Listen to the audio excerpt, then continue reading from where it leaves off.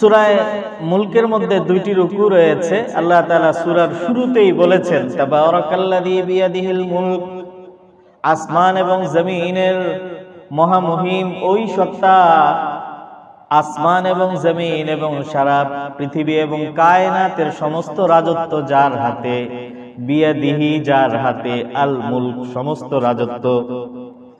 তো সমস্ত রাজত্ব বলতে আসমান এবং জমিন, আমরা তো পৃথিবীটাকে এই দুই ভাগে ভাগ করি, নবমণ্ডল এবং ভূমণ্ডল, আসমান এবং জমিন। তো শুরুতেই আল্লাহ তাআলা প্রথম আয়াতের মধ্যে বলেছেন যে সমস্ত রাজত্ব আল্লাহ তাআলার হাতে। এরপরে বলেছেন যে এই রাজত্ব বা এই পৃথিবী বা এই জগৎ আল্লাহ সৃষ্টি করেছেন কেন? তাবারাকাল্লাযী বিয়াদিহিল মুলকু ওয়া হুয়া আলা কুল্লি শাইইন কাদির আল্লাযী খালাকাল মাউতা ওয়াল হায়াতা লিয়াবলুয়াকুম আইয়ুকুম আহসানু আমালা। আল্লাহ তাআলা এই জগৎকে সৃষ্টি করে জন্ম মৃত্যুর ধারাবাহিকতা দিয়ে পৃথিবীর মধ্যে মানুষকে আর মানব জাতিকে পাঠিয়েছেন। আল্লাহ বলেন লিয়াবলুয়াকুম আইয়ুকুম আহসানু আমালা, দুনিয়ার মধ্যে কে আমার কথা মেনে চলে আর কে আমার কথার বিরুদ্ধাচারণ করে, কে আমাকে মেনে চলে আর কে আমার হুকুমকে অমান্য করে, এই বিষয়টা আমি দেখার জন্য দুনিয়ার মধ্যে পাঠিয়েছি।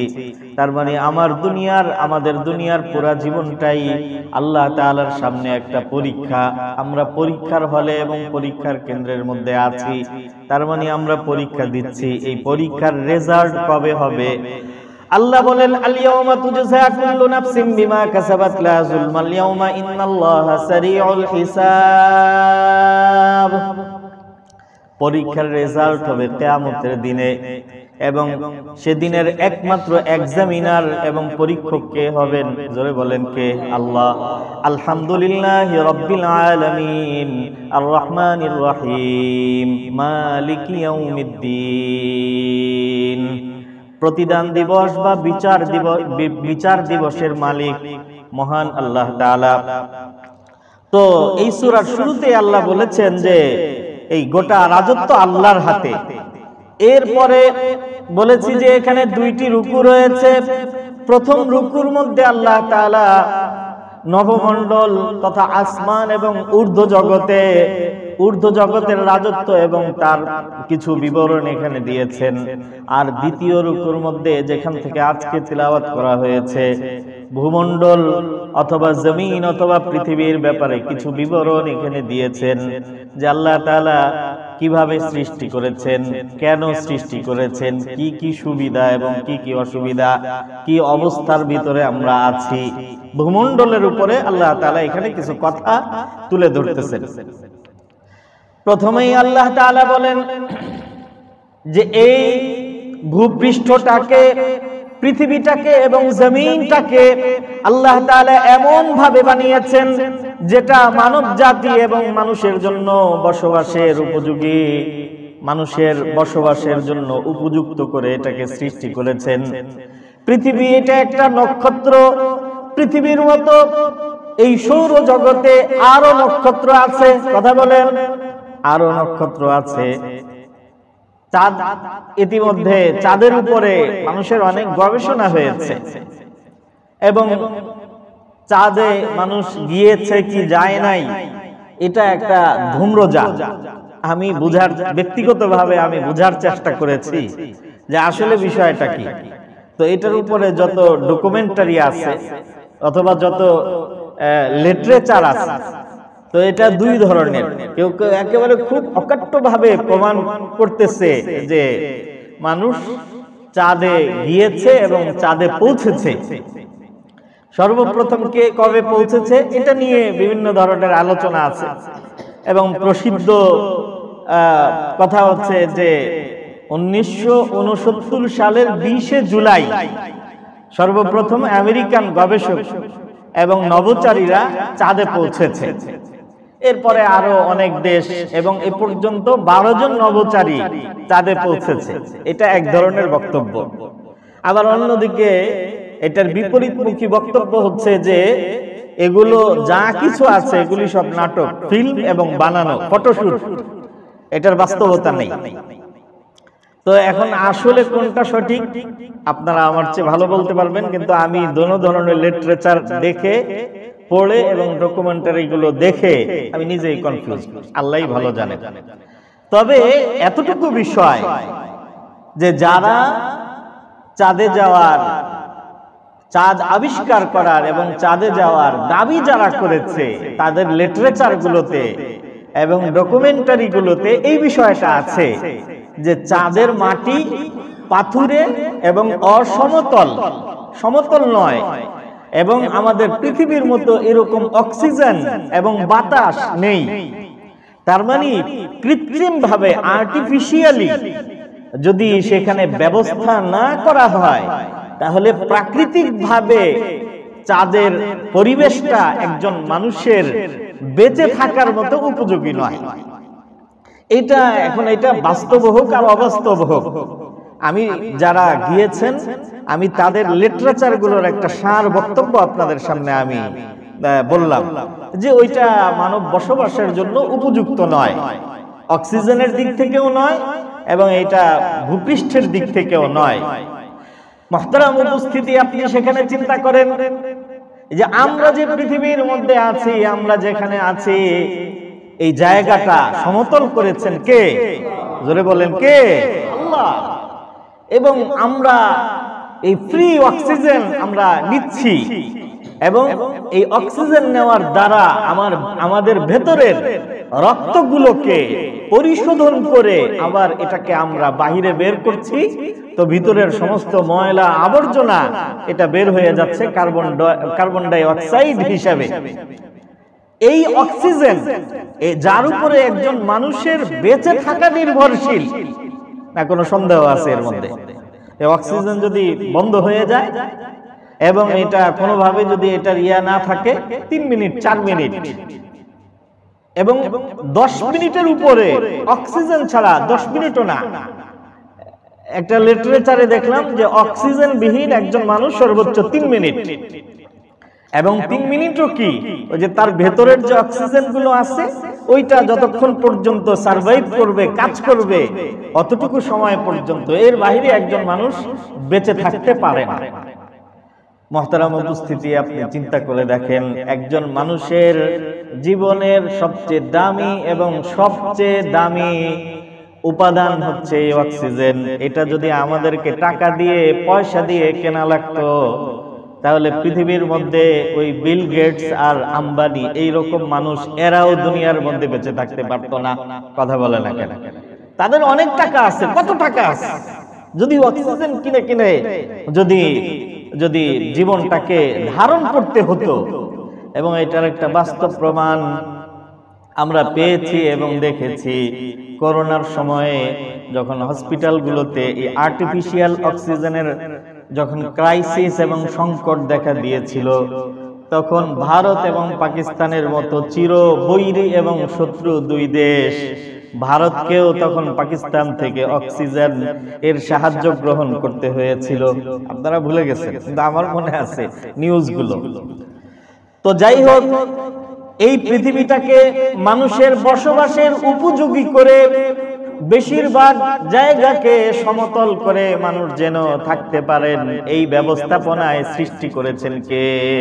আল্লাহ। আল্লাহ বলেন, হুয়াল্লাযী জাআলা লাকুমুল আরদা যালুলা, ভূপৃষ্ঠটাকে আল্লাহ তাআলা তোমাদের জন্য অনুগামী করে দিয়েছেন।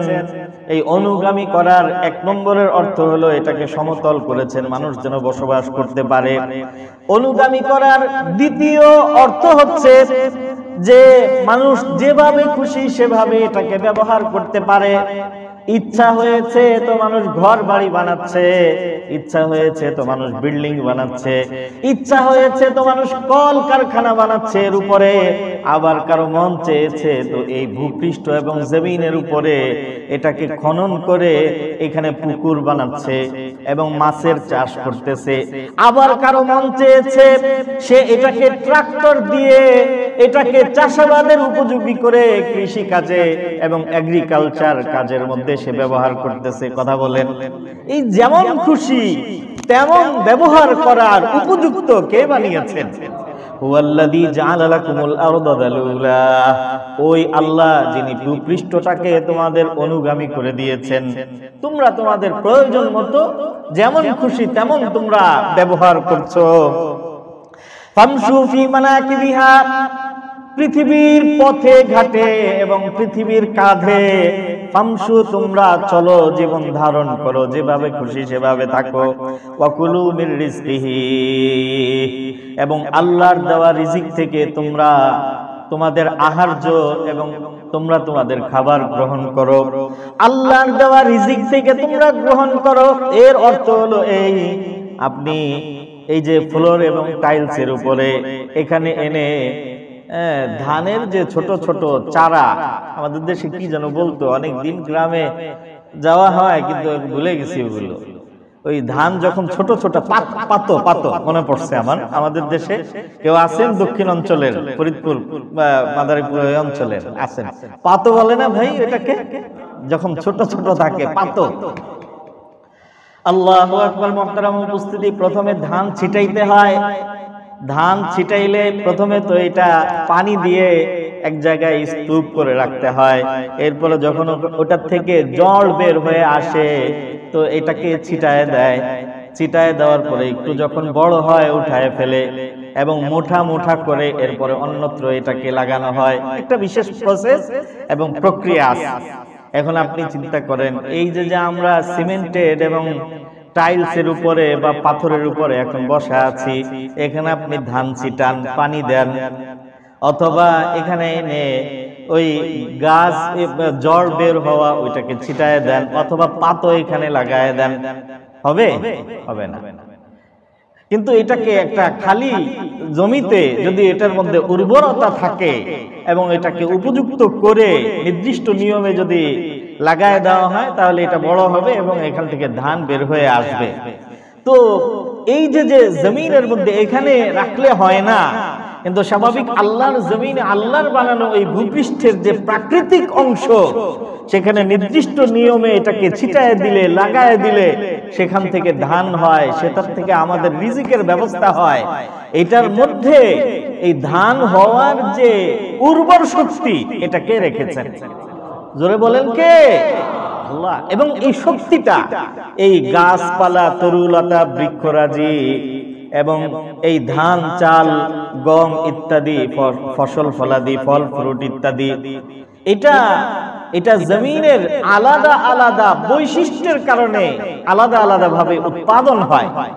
এক এক জমিনের এবং ভূমির এক এক বৈশিষ্ট্য। কোথাও ধান হয়, গম হয় না, কোথাও গম হয়, পাট হয় না, কোথাও আপেল হয়, কমলা হয় না, কোথাও কমলা হয়, খেজুর হয় না, কোথাও আমাদের সাধারণ খেজুর হয়, আরবীয় খেজুর হয় না, মদিনার খেজুর হয় না, আমাদের দেশে আমলা হয়, অনেক দেশে আমলা হয় না, কামরাঙ্গা হয় না। কথা বলেন কেন? এটা মাটির একটা আলাদা আলাদা বৈশিষ্ট্য এবং বিশেষ উর্বর ক্ষমতা আছে। মাটির নিচে দেখতে সবগুলোই মাটি, হয়তো কালার কখনো কখনো ভিন্ন হবে, কিন্তু এই যে মাটির ভিন্ন ভিন্ন উর্বর শক্তি এবং উর্বর বৈশিষ্ট্য, এগুলো আমি আপনি মাটির নিচে স্থাপন করেছি। কথা বলেন কে করেছেন? আল্লাহ করেছেন। আল্লাহ তাআলা বলেন, হুয়াল্লাযী জাআলা লাকুমুল আরদা যালুলান ফামশু ফি মানাকিবিহা ওয়া কুলু মির রিজকিহি। এই মাটির নিচে তোমাদের রিজিকের যে উপাদান আমি রেখেছি, সেখান থেকে তোমরা তোমাদের আহার্য গ্রহণ করো এবং রিজিক খাও, তোমরা তোমাদের খাবার গ্রহণ করো। ওয়া ইলাইহিন নুশুর, তবে যেখানেই চলে যাও না কেন অবশেষে ঘুরে ফিরে আসতে হবে আমার কাছে, আল্লাহর কাছে। কথা বলেন ঠিক না ঠিক? ওয়া ইলাইহিন নুশুর, যেখানেই চলে যাও, আমেরিকায় চলে যাও, ইউরোপে চলে যাও, অস্ট্রেলিয়া, কানাডা, আফ্রিকা, যেখানেই চলে যাও না কেন, একটা সময়ে একটা পর্যায়ে যখন রশি ধরে আমি টান দিব, যখন আমার হুকুম হবে তখন আমার কাছেই আসতে হবে। আল্লাহ তাআলা এই ব্যাপারে পরের আয়াতের মধ্যে বলেন, আবিনতুম মান ফিস সামাই আইয়াখসিবা বিকুমুল আরদা ফাইদা হিয়া তামুর। মানুষের লাফালাফি এবং লম্ফজম্পের উপরে আল্লাহ তাআলা বলেন যে অবস্থা দৃষ্টে মনে হয় যে সে একেবারে আমার পক্ষ থেকে একটা নিরাপত্তার সার্টিফিকেট এবং সনদ পেয়ে গেছে যে আল্লাহর নাফরমানি করলে বিভিন্ন সময়ে যে বিপদ আপদ আসে আমার উপরে কোনো বিপদ আসবে না। কয় মানুষের অবস্থা দেখলে এরকম মনে হয়। কয় আমিনতুম মান ফিস সামাই আইয়াখসিবা বিকুমুল আরদা ফাইদা হিয়া তামুর, তোমরা কি মনে করছো যে নাফরমানি করা সত্ত্বেও জমিন কখনো কেঁপে উঠবে না এবং জমিন প্রকম্পিত হয়ে জমিনের মধ্যে ফাটল ধরে তোমরা জমিনের নিচে প্রথিত হয়ে যাবে না, ধসে যাবে না? তোমরা কি মনে করছো নিরাপদ হয়ে গেছো? কথা বলেন, হতে পারে না এমন? পৃথিবীর ইতিহাসে হয় নাই? আল্লাহ তাআলা কোরআনের মধ্যে বলেন, ইন্না কারুনা কানা মিন কওমি মূসা ফাবাগা আলাইহিম ওয়া আতাইনাহু মিনাল কুনুজি মা ইন্না মাফাতিহাহু লাতানু বিল উসবাতি উলিল কুওয়া। কারুনের কথা স্মরণ করো, ওই সময়ে সবচেয়ে বেশি সম্পদ আমি তাকে দিয়েছিলাম, বড় সম্পদশালী ছিল, কিন্তু যখন হুকুম হয়েছে তো জমিন এর মধ্যে ফাটল সৃষ্টি হয়ে জমিনের মধ্যে বিধ্বস্ত হয়ে প্রথিত হয়ে গেছে, ধসে গেছে। এই যে কারুন তার সম্পদ সহ ধসে গেছে, হুকুম কার ছিল? জোরে বলেন, কার ছিল? তোমরা কি নিরাপদ হয়ে গেছো যে কারুন নাফরমানি করার কারণে জমিন বিধ্বস্ত হয়ে যে কারুন জমিনের ভিতরে চলে গেছে, তোমাদের সাথে এমন ঘটনা ঘটবে না? আমার হুকুম হলে তোমাদের সাথেও এমন ঘটনা ঘটতে পারে। আমিনতুম মান ফিস সামাই আইয়াখসিবা বিকুমুল আরদা ফাইদা হিয়া তামুর আম আমিনতুম মান ফিস সামাই আইয়ুরসিলা আলাইকুম হাসিবা, অথবা তোমরা কি নিরাপদ হয়ে গেছো, নিজেদেরকে নিরাপদ মনে করো যে হযরতে হুদ আলাইহিস সালাতু ওয়াস সালামের জাতি কওমে আদ এর ঘটনা গত 2 সপ্তাহ আগে আমি আপনাদের খিদমতে আরজ করেছিলাম যে আদ জাতি যখন আল্লাহ তাআলার নাফরমানি করেছে, বারবার তাদেরকে দৃষ্টি আকর্ষণ করা এবং সতর্ক করা সত্ত্বেও যখন তারা সতর্ক হয় নাই, সর্বশেষে চূড়ান্ত পর্যায়ে তাদের উপরে কি শাস্তি এসেছিল? আল্লাহর পক্ষ থেকে বৃষ্টি, পানির বৃষ্টি না, পাথরের বৃষ্টি, অগ্নি বৃষ্টি তাদের উপরে এসেছিল। আল্লাহ তাআলা বলেন, আম আমিনতুম মান ফিস সামাই আইয়ুরসিলা আলাইকুম হাসিবা, তোমরা কি আসমানের মালিক আল্লাহর পক্ষ থেকে নিরাপদ হয়ে গেছো যে নাফরমানি যতই করো তোমাদের উপরে আল্লাহ তাআলা পাথরে বৃষ্টি বর্ষণ করবেন না? না, এরকম নিজেদেরকে নিরাপদ মনে করার কোনো কারণ নেই। ফাসাতা'লামুনা কাইফা নাযীর, কখনো যদি আমার হুকুম চলে আসে তখন বুঝতে পারবে যে কত ধানে কত চাল। কথা বলেন, আল্লাহ তাআলা আমাদেরকে হেফাজত করুন, বলেন আমিন। ওয়ালাকাদ কাযাযাবাল্লাযীনা মিন ক্বাবলিহিম, ইতিপূর্বে আমার বিরুদ্ধাচারণ করেছে এবং আমার বাণীকে মিথ্যা প্রতিপন্ন করেছে। ফাকাইফা কানা নাকির, তো তাদের উপরে আমার পক্ষ থেকে দেওয়া শাস্তি, এই শাস্তিগুলোর কি অবস্থা এটা তোমরা জানো অথবা দেখো। আওয়ালাম ইয়ারাউ ইলাত তায়রি ফাওকাহুম সাফাতিন ওয়া ইয়াকবিদনা মা ইউমসিকুহুন্না ইল্লার রহমান, মানুষ চিন্তা করতে পারে যে জমিনের মধ্যে অসুবিধা, আকাশে উড়াল দিয়ে দিব।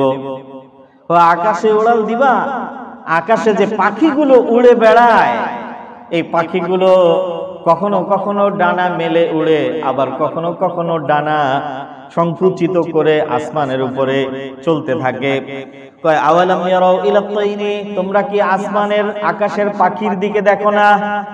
সাফাতিন, ডানা মেলে উড়তে থাকে, ওয়ায়াকবিদনা, আবার কখনো কখনো ডানা সংকুচিত করেও উড়তে থাকে। এখানে আল্লাহ কি বলতে চান? যে উড়াল দিয়ে আকাশে উঠে তোমরা সব ধরনের বিপদ থেকে মুক্ত হয়ে যাবে না। মা ইউমসিকুহুন্না ইল্লার রহমান, ওই আকাশে উড়ন্ত পাখি, এই পাখিকে কে রক্ষা করেন? জোরে বলেন, কে? আল্লাহ রক্ষা করেন। আল্লাহ যে রক্ষা করেন, তার কারণ আমরা হয়তো মনে করতে পারি যে ডানা এইভাবে মেলে, আর ডানা মেলার কারণে সে আসমানের উপরে এইভাবে টিকে থাকে। কিন্তু ডানা মেলার কারণে যদি আসমানের মধ্যে টিকে থাকে, অনেক পাখিকে দেখবেন যে ডানা সংকুচিত করেও এইভাবে সে চলতেছে, চলে না? ডানা সংকুচিত করেও সে সামনের দিকে চলে। তো আসলে পাখির এই ডানার মেলা অথবা সংকোচন করা, এটার মধ্যে কোনো নিজস্ব কোনো প্রভাব অথবা শক্তি অথবা ক্রিয়া নাই। এই সম্পূর্ণ ব্যবস্থাপনাটা এটা কার কুদরত? জোরে বলেন কার? কি বিশ্বাস হয় না আপনাদের? কথা বলেন না কেন? এটা কার কুদরত? আল্লাহ তাআলার কুদরত। আল্লাহ বলেন মা ইউমসিকুহুন্না ইল্লার রহমান, আকাশের এই উড়ন্ত পাখি এটাকেও সংরক্ষণ করেন ওই দয়াময় আল্লাহ। অতএব পৃথিবীর বিভিন্ন ধরনের এই জমিন ধসে যাবে, ভূমিকম্প আসবে, অথবা আকাশ থেকে পাথরে বর্ষণ হবে ইত্যাদি বিভিন্ন ধরনের বিপদ থেকে বাঁচার জন্য আকাশে উড়াল দিয়ে তোমরা বেঁচে যাবে না, ওইটার কোনো সুযোগ নাই। আকাশে উড়াল দিয়েও যদি রক্ষা পেতে হয় তাহলে রক্ষা করবেন আল্লাহ। মা ইউমসিকুহুন্না ইল্লার রহমান ইন্নাহু বিকুল্লি শাইইন বাসীর। আল্লাহ তাআলা সর্ব অবস্থায় আমাদেরকে দেখতেছেন। আম্মান হাযাল্লাযী হুয়া জুনদুল লাকুম ইয়ানসুরুকুম মিন দুনির রহমান ইনিল কাফিরুনা ইল্লা ফি গুরুর। এখান থেকে দুই আয়াতের মধ্যে আল্লাহ তাআলা শিরকের বাতুলতা প্রমাণ করছেন। যারা শিরিক করে, আল্লাহ তাআলার সাথে শিরিক করে, আল্লাহ তাআলার সাথে শিরিক, এটা হযরতে আল্লামা শাইখুল ইসলাম ইবনে তাইমিয়া রাহমাতুল্লাহি আলাইহি বলেন যে শিরিক দুই ভাবে হইতে পারে। একটা হলো শিরক ফিল মানে একটা হলো শিরক ফিল উলুহিয়াহ, আর একটা হলো শিরক ফিল রুবুবিয়াহ। কারণ আল্লাহ তাআলার যে একত্ববাদ, তাওহীদটাও তাওহীদের দুইটা দিক, একটা হলো তাওহীদে উলুহিয়াহ আর একটা হলো তাওহীদে রুবুবিয়াহ। তাওহীদে রুবুবিয়াহ, রুবুবিয়াহ মানে হলো পরিচালনা করা, সৃষ্টিকে সৃষ্টি করে ক্রমান্বয়ে তাকে বড় করে এবং তার চলার জন্য প্রয়োজনীয় রসদপত্র উপাদান সরবরাহ করা, এটা এই কাজটাকে বলা হয় রুবুবিয়াত। আর যিনি এটাকে করেন তাকে বলা হয় রব। আবারও বলছি, রব কাকে বলে বা রুবুবিয়াত কাকে বলে? কোন সৃষ্টিকে সৃষ্টি করে, কোন মানুষকে সৃষ্টি করে, বা বলতে পারেন যে জন্ম দিয়ে এটা ক্রমান্বয়ে বড় হবার জন্য যা কিছু দরকার সেই প্রয়োজনীয় জিনিসগুলো সরবরাহ করে তাকে বড় করতে করতে একটা চূড়ান্ত স্টেপ পর্যন্ত নিয়ে যাওয়া, এই কার্যক্রমটাকে বলা হয় রুবুবিয়াত। আর এই কাজগুলো যিনি করেন তাকে বলা হয় রব। তাহলে মানুষকে সৃষ্টি করেছেন কে? আল্লাহ। এবং এই জন্মের পরে মানুষ পৃথিবীতে আসার পরে প্রথমে মায়ের দুধ, এই মায়ের স্তনের মধ্যে দুধ সৃষ্টি করেন কে? আল্লাহ। এরপরে তার অন্যান্য যে খাবার বয়সের ভেদে আস্তে আস্তে এগুলো হতে হতে একেবারে চূড়ান্ত বার্ধক্য পর্যন্ত পৌঁছান আল্লাহ তাআলা পৌঁছান। তো এই কাজটা আল্লাহর রুবুবিয়াত, আর যিনি করেন তিনি হলেন রব। সূরা ফাতিহার মধ্যে আমরা পড়েছি আলহামদুলিল্লাহি রাব্বিল আলামিন, সমস্ত প্রশংসা ওই আল্লাহর রাব্বিল আলামিন, যিনি বিশ্ব জাহানের রব। তাহলে বিশ্ব জাহানের রব মানে কি এবার বুঝে আসছে? বিশ্ব জাহানের প্রতিপালক, বিশ্ব জাহানকে তিনি লালন পালন করেন। বিশ্ব জাহানের প্রতিটি ক্ষুদ্র ক্ষুদ্র সৃষ্টির যখন যেটা প্রয়োজন সেটা সরবরাহ করেন কে? আল্লাহ। এই কার্যক্রমটা হলো তার রুবুবিয়াত, আর এই কাজটা যেহেতু তিনি করেন এই জন্য তিনি রব, তিনি রব্বুন নাস। সূরা নাসের মধ্যে আমরা পড়েছি কুল আউযু বিরাব্বিন নাস, বলুন যে আমি আশ্রয় চাচ্ছি বিরাব্বিন নাস। কার কাছে? মানুষের রবের কাছে। রব মানে কি বুঝে আসছে? তার মানে মানুষকে সৃষ্টি করে ক্রমান্বয়ে তাকে লালন পালন করে চূড়ান্ত স্টেপে যিনি নেন ওই আল্লাহ, ওই রবের কাছে আমি আশ্রয় চাচ্ছি। তাহলে আল্লাহ রব্বুন নাস, আল্লাহ তাআলা রব্বুল জিন, আল্লাহ তাআলা রব্বুল আলামিন।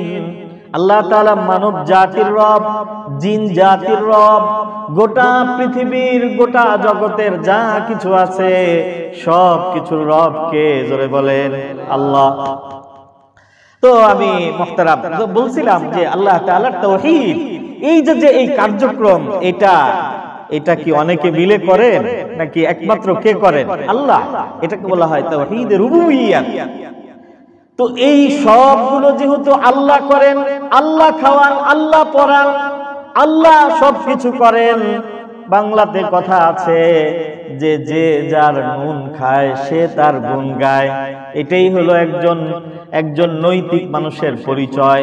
যার নুন খাবে তার গুণ গাবে।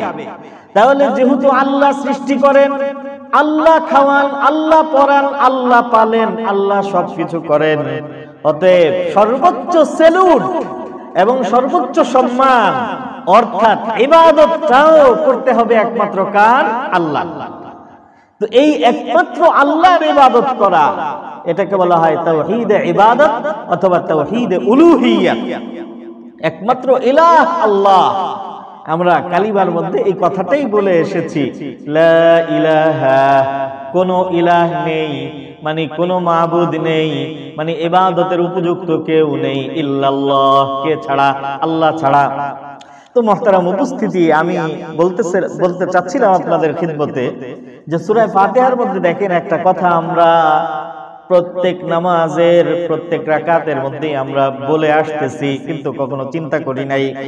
আলহামদুলিল্লাহি রাব্বিল আলামিন আর রহমানির রহিম মালিকি ইয়াউমিদ্দিন। এরপরে পড়েন সবাই ইয়্যাকা না'বুদু ওয়া ইয়্যাকা নাস্তাঈন। অর্থ হলো এই ইয়্যাকা না'বুদু, আমরা এটার তরজমা করি। আচ্ছা, আপনারা তরজমা এটার অর্থ বলেন তো দেখি। ইয়্যাকা না'বুদু, আমরা আপনার ইবাদত করি, ওয়া ইয়্যাকা নাস্তাঈন, আপনার কাছে সাহায্য চাই। না, ভুল। ইয়্যাকা না'বুদু, আমরা আপনারই ইবাদত করি, মানে একমাত্র আপনার ইবাদত করি। ওয়া ইয়্যাকা নাস্তাঈন, এবং একমাত্র আপনার কাছেই আমরা সাহায্য চাই। তাহলে এইখানে আসলে আমাদের এই যে পরে আমরা একটা জিনিস চাবো, এই জন্য আগে এই কথাটা বলা হয়েছে যে সামনে ইহদিনাস সিরাতাল মুস্তাকিম, আল্লাহ আপনার কাছে আমরা সিরাতে মুস্তাকিমের হেদায়েত চাই, আমাদেরকে হেদায়েত দান করেন। তো এর আগে আমরা কি বলতেছি যে আল্লাহ আপনারই ইবাদত করি। যেহেতু আপনার ইবাদত করি, ওয়া ইয়্যাকা নাস্তাঈন, এই কারণে আপনার কাছে সাহায্য চাই। আপনার ইবাদত করি, আপনার কাছে সাহায্য চাই, অর্থাৎ আপনি আমাদেরকে সাহায্য করেন।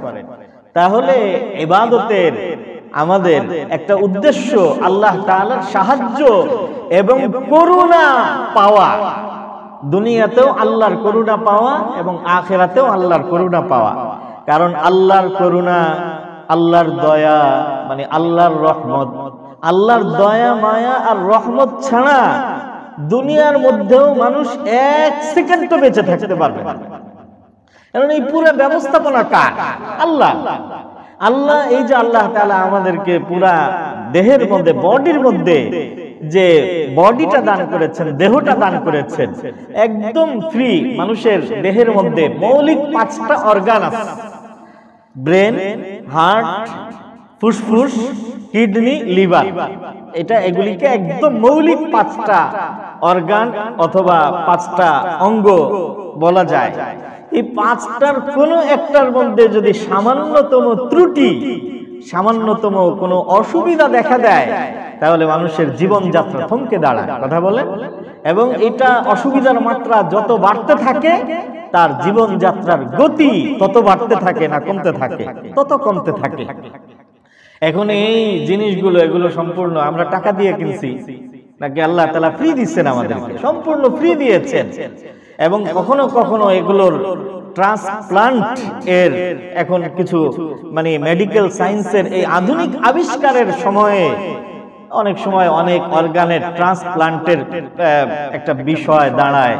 কিডনি ট্রান্সপ্লান্ট হয়, আপনি খোঁজ খবর নিয়ে দেখেন। যদিও এটা যেমন বাংলাদেশের আইনে কিডনি ট্রান্সপ্লান্ট মানে কিডনি পরিবর্তন করা, বাংলাদেশের আইনে এটা সম্পূর্ণ অবৈধ, না যায়, এটা বৈধ নয় বাংলাদেশের আইনে এবং সংবিধানে। খুব 21টা শর্ত সাপেক্ষে কন্ডিশনে এটাকে বৈধ করা হয়েছে এবং ওগুলো কন্ডিশনগুলো খুব মানে সহজ না বাংলাদেশের আইন। ভারতের আইনে আবার আপনার কিডনি ট্রান্সপ্লান্ট অথবা পরিবর্তন এটা আইনত এটা বৈধ এবং স্বাভাবিকভাবে যে কেউ চাইলে ডোনেশন করতে পারবে, যে কেউ চাইলে এটা নিতে পারবে।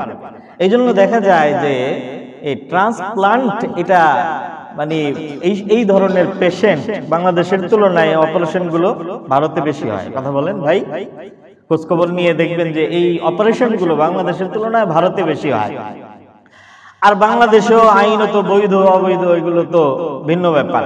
আমি যে কথাটা আপনাদের খিদমতে আরজ করতে চাই যে আমরা মানে 50 বছর 60 বছর 65 70 বছর বয়স পর্যন্ত এই জিনিসটাকে আমরা ফ্রি ব্যবহার করেছি। আর এইটাকেই যখন ট্রান্সপ্লান্ট অথবা পরিবর্তন করার একটা প্রশ্ন আসে তখন এক নম্বরে চাইলেই কেউ মানে ডোনেশন করলেও কিডনি কিন্তু পরিবর্তন করা যায় না। এখানে অনেক কিছু রক্তের গ্রুপ মিলতে হয়, এরপরে কিডনির গ্রুপ মিলতে হয়, তারপরে বয়সের একটা বিষয় আছে, এরপরে অপারেশন সাকসেস হবে কি হবে না সেটার একটা বিষয় আছে। তাহলে এক একটা মানে অর্গান এর কার্যক্রম কত দামি এবং কত গুরুত্বপূর্ণ। আমি মুহতারাম আপনাদের খিদমতে আরজ করতে চাই যে সূরা ফাতিহার ওই বক্তব্য হচ্ছে আল্লাহ ইবাদত আপনার করি, এজন্য সাহায্য আপনার কাছে চাই, আপনি আমাদেরকে সাহায্য করবেন। তাইলে বোঝা গেল যে ইবাদত করার পিছনে যতগুলো উদ্দেশ্য আছে তার মধ্যে একটা উদ্দেশ্য হলো আল্লাহর সাহায্য পাওয়া। কারণ আল্লাহর সাহায্য ছাড়া মানুষ আখিরাত তো আখিরাত, দুনিয়ার মধ্যেও এক মুহূর্ত দুনিয়ার মধ্যে বেঁচে থাকতে পারে না এবং পারবে না। এখন যারা আল্লাহর ইবাদত করে তারা তো আল্লাহর কাছে সাহায্য চায় এবং আল্লাহ তাদেরকে সাহায্য করেনও। যারা আল্লাহ ব্যতীত অন্য কারো ইবাদত করে তাদের উদ্দেশ্য কি? অন্য কারো পূজা করে তাদের উদ্দেশ্য কি? যারা দুর্গার পূজা করে, যারা কালীর পূজা করে, যারা গণেশের পূজা করে, যারা শিবজির পূজা করে তাদের উদ্দেশ্য কি? তাদের উদ্দেশ্য একই, যে তারা কোনো বিপদগ্রস্ত হয়ে সেই বিপদের থেকে উদ্ধারের জন্য অথবা কোনো শুভ এবং কল্যাণ এবং কোনো মঙ্গল পাওয়ার জন্যই তারা ওই সকল মূর্তি এবং প্রতিমার দ্বারস্থ হয়। কথা বলেন ঠিক না বেঠিক? তারাও কিন্তু ওই উদ্দেশ্যেই গিয়ে ওইখানে প্রার্থনা করে এবং চায়। তো আল্লাহ এইখানে বলতেছেন যে আম্মান হাযাল্লাযী হুয়া জুনদুল লাকুম, এই আল্লাহ ব্যতীত যে সকল মূর্তি এবং প্রতিমার এরা সাহায্য করে, যে সকল মূর্তি এবং প্রতিমার এরা ইবাদত এবং পূজা করে বেড়াচ্ছে, ইয়ানসুরুকুম, এই সকল মূর্তি এবং প্রতিমা কি তোমাদের কোনো ধরনের কোনো সাহায্য করতে পারে এবং পারবে? কথা বলেন, পারবে? মিন দুনির রহমান, আল্লাহ ছাড়া এগুলো তোমাদের কোনো ধরনের কোনো সাহায্য এবং কাজে আসতে পারবে না। গত সপ্তাহে আমি সূরা ইয়াসিনের হাবিবে নাজ্জারের ঘটনা আপনাদেরকে শুনিয়েছিলাম যে যখন তার কাছে গিয়ে সাদিক, মাসদুক এবং শালুব অথবা শামউন, এই তিনজন রাসূল যখন তার কাছে গিয়ে দাওয়াত দিলেন, এই হাবিবে নাজ্জার কুষ্ঠ রোগে আক্রান্ত ছিল। তো সে তার কাছে দাওয়াত দেওয়ার পরে সে বলল যে আমি যে আপনাদের কথায় আল্লাহর ইবাদত করব অথবা এক আল্লাহকে মেনে নিব, তো এটার দ্বারা কি হবে? তো তিনজন রাসূল মিলে বললেন যে আল্লাহ তাআলা ইহজগতে এবং পরজগতে তোমার সমস্ত সমস্যা এবং অসুবিধা দূর করে দিবেন। তো বলল যে আমি তো কুষ্ঠ রোগী, আমি যদি ঈমান আনি তাহলে আমার এই রোগ ভালো হয়ে যাবে। বলল যে ঈমান আনো, আমরা আল্লাহর কাছে দোয়া করি, হয়তো আল্লাহ তাআলা ভালো করে দিবেন। তো ঠিক ওই ঈমান এনেছে। এরপরে ওই তিনজন রাসূল আল্লাহ তাআলার কাছে দোয়া করেছেন, পরওয়ারদিগারে আলম, রোগ দেওয়ার মালিক আপনি, আবার রোগ থেকে আরোগ্য দেওয়ার মালিকও কে? আল্লাহ। বাস তিনজন মিলে যখন দোয়া করছেন, এই হাত নামাইতে দেরি, এর আগে ওই ব্যক্তির পুরা দেহের সমস্ত কুষ্ঠরোগ ভালো হয়ে গেছে। কথা বলেন, ভালো করে দিচ্ছেন কে? আল্লাহ। তো ওই ব্যক্তি সুস্থ হয়ে যাওয়ার পরে বলে যে আমি 70 বছর ধরে এই পাথরের মূর্তি এবং প্রতিমার অর্চনা আর পূজা করে আসতেছি, একটাই উদ্দেশ্য যেন আমার এই কুষ্ঠরোগ ভালো হয়ে যায়। কিন্তু এই 70 বছরে কোনোদিন আমার দিকে ফিরে তাকায় নাই। রাসূল তিনজন মিলে জবাব দিলেন 70 বছর নয়, 70,000 বছরও যদি তুমি এই পাথরের বানানো মূর্তি এবং প্রতিমার যদি অর্চনা করো, পূজা করো, ওর ক্ষমতা নাই তোমাকে সুস্থতা দেওয়ার। কথা বলে না কেন? তো আল্লাহ তাআলা বলেন, আম্মান হাযাল্লাযী হুয়া জুনদুল লাকুম ইয়ানসুরুকুম মিন দুনির রহমান ইনিল কাফিরুনা ইল্লা ফি গুরুর। আসলে দুনিয়ার কাফেররা ধোঁকার মধ্যে পড়ে আছে। আম্মান হাযাল্লাযী ইয়ারযুকুকুম ইন আমসাকা রিজকাহ, আল্লাহ যদি কারো খাবার এবং রিজিক আর কারো চাকরি বাকরি আয় উন্নতি যদি আল্লাহ তাআলা যদি বন্ধ করে রাখেন, সংকুচিত করে রাখেন, তাহলে কে আছে যে তোমাদেরকে রিজিকের ব্যবস্থা করে দিবে? কেউ আছে করে দিতে পারবে? পারবে না। বাল্লাজু ফি উতুবি ওয়া নুফুর, বরং দুনিয়ার কাফেররা এরা আল্লাহ তাআলার অবাধ্যতা এবং আল্লাহর নাফরমানির মধ্যে এরা লিপ্ত আছে। আম্মান ইয়ামশি মুকিব্বান আলা ওয়াজহিহি আহদা আম্মান ইয়ামশি সাবিয়ান আলা সিরাতিন মুস্তাকিম। সুতরাং দুনিয়ার মধ্যে দুই ধরনের মানুষ আমরা পেলাম। একটা হচ্ছে যারা এক আল্লাহকে মেনে এক আল্লাহর ইবাদত করে, অর্থাৎ আল্লাহকে এক বলে বিশ্বাস করে, আল্লাহর সাথে কোনো ধরনের শিরক করে না, কাউকে শরীক করে না। আর কিছু আছে যে আল্লাহ তাআলা আল্লাহকে হয়তো মানেই না, অথবা আল্লাহকে মানলেও আল্লাহর সাথে শিরিক করে। আল্লাহ তাআলাকে মানলেও আল্লাহর সাথে শিরিক করে। এই শিরিক করার 6টা দিক হইতে পারে। 1 নম্বরে আল্লাহর জাতের সাথে শিরিক করা, 2 নম্বরে আল্লাহ তাআলার সিফাতের মধ্যে শিরিক করা, 3 নম্বরে আল্লাহ তাআলার ইবাদতের মধ্যে শিরিক করা, 4 নম্বরে আল্লাহ তাআলার হুকুমের মধ্যে শিরিক করা, 5 নম্বরে আল্লাহ তাআলার ইলমের মধ্যে, জ্ঞানের মধ্যে শিরিক করা, আর 6 নম্বরে আল্লাহ তাআলার কুদরতের মধ্যে শিরিক করা।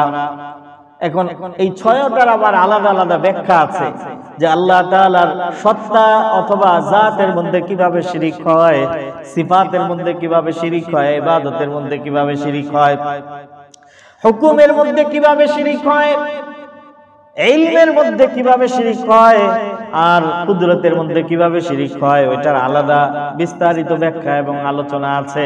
আমি ওদিকে যাব না। আমি শুধু বলতে চাই মুহতারাম উপস্থিতি, এই যে একত্ববাদে বিশ্বাসী মানুষেরা আর বহুত্ববাদে বিশ্বাসী মানুষেরা, এই দুই ধরনের মানুষের পরিণতি এক হবে না ভিন্ন ভিন্ন? কথা বলেন, ভিন্ন ভিন্ন হবে। যারা দুনিয়ার মধ্যে একত্ববাদের উপরে প্রতিষ্ঠিত, এরা একটা সোজা রাস্তার উপরে আছে, এবং এই সোজা রাস্তা, এই সারা জীবন যদি সোজা রাস্তার উপরে চলতে পারে, যাকে সিরাতে মুস্তাকিম বলা হয়, তাহলে সিরাতে মুস্তাকিমের রাস্তার শুরু তো এখান থেকে, আর এটার শেষ হবে জান্নাত পর্যন্ত, অর্থাৎ এই রাস্তায় তাকে জান্নাত পর্যন্ত নিয়ে যাবে। আল্লাহ তাআলা আমাদেরকে তৌফিক দান করুন, বলেন আমিন। আর বহুত্ববাদে বিশ্বাসী বা বহু প্রভুতে বিশ্বাসী, সে তো এক রাস্তার উপরে নাই। এই মানে কোন দিক থেকে কোথায় গিয়ে সে হারায় যাবে এটা সে নিজেও জানে না। হারায়া যাবেটা কোথায়? কয় হারায়া যাবে জাহান্নামের মধ্যে। আল্লাহ আমাদেরকে হেফাজত করুন, আমিন। আফামান ইয়ামশি মুকিব্বান আলা ওয়াজহিহি, কয় যে এই উল্টা পাল্টা চলার কারণে এই কিয়ামতের ময়দানে, দুনিয়াতে যেহেতু চলেছে উল্টা, তো কিয়ামতের ময়দানেও আল্লাহ তাআলা উপস্থিত করবেন তাকে উল্টা। দুনিয়ার মধ্যে শিরিক করা মানে কি? সোজা চলা না উল্টা চলা? উল্টা চলা। তো দুনিয়াতে যেহেতু চলেছে উল্টা, এই জন্য কিয়ামতের ময়দানে আল্লাহ তাকে উপস্থিত করবেন উল্টা। উল্টা মানে আমরা দুনিয়ার মধ্যে যে আছি, জীবন যাপন করতেছি, আমাদের সহজ স্বাভাবিক হচ্ছে পা নিচে মাথা উপরে। আমরা পায়ে হাঁটি আর মাথাটা আমাদের উপরের দিকে থাকে, তাই না ভাই? তো আল্লাহ তাআলা, এটা হলো স্বাভাবিক। কিন্তু দুনিয়াতে উল্টা চলার কারণে কিয়ামতের ময়দানে আল্লাহ তাআলা উপস্থিত করবেন উল্টা ভাবে। তার মানে দুনিয়াতে যারা শিরিক করে উল্টা চলেছে, তারা কিয়ামতের ময়দানে পায়ের উপরে দাঁড়াবে না, বরং তাদেরকে আল্লাহ তাআলা উপর করে মাথার উপরে দাঁড় করাবেন, মাথাটা নিচের দিকে থাকবে এবং পাটা উপরের দিকে থাকবে। আপনি একটু চিন্তা করে দেখেন যে কাউকে যদি এইভাবে মাথা নিচের দিকে পা উপরের দিকে এইভাবে যদি বেঁধে রাখা হয়, কয় মিনিট ওই লোকটা জীবিত থাকবে? কয়েক মিনিট, 10 মিনিট 15 মিনিট। এরপরে মানে শুধুমাত্র এই বিষয়টার কারণে রক্তের এবং ব্লাড সার্কুলেশনের প্রেসারে এই ব্যক্তির দুনিয়ার থেকে বিদায় নিয়ে যাওয়ার এবং মৃত্যুবরণ করার কারণ হবে। তো আল্লাহ তাআলা বলেন, আফামান ইয়ামশি মুকিব্বান আলা ওয়াজহিহি, যারা কিয়ামতের ময়দানে পায়ের পরিবর্তে চেহারার উপরে যাদেরকে দাঁড় করিয়ে উপস্থিত করা হবে, আহদা, এরা কি সঠিক পথে, নাকি আম্মান ইয়ামশি সাবিয়ান আলা সিরাতিন মুস্তাকিম, নাকি দুনিয়ার মধ্যে যারা সোজা পথে চলেছে তারা সঠিক পথে?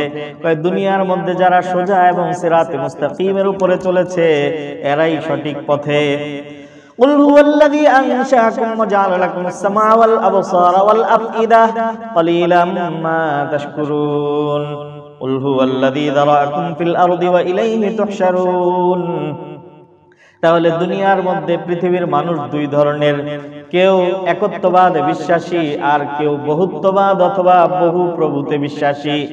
আল্লাহ তাআলা আয়াতের পরবর্তী অংশের মধ্যে আল্লাহ তাআলা তার বড় বড় 3টা অনুগ্রহের কথা উল্লেখ করে একত্ববাদের উপরে প্রমাণ পেশ করেছেন।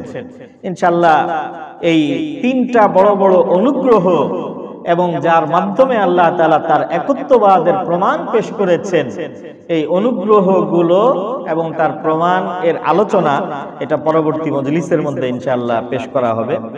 আল্লাহ তাআলা যা কিছু শুনলাম এর মধ্য থেকে আমল করার মতো বিষয়ের উপরে আমাদেরকে আমল করার তৌফিক দান করুন, আমিন।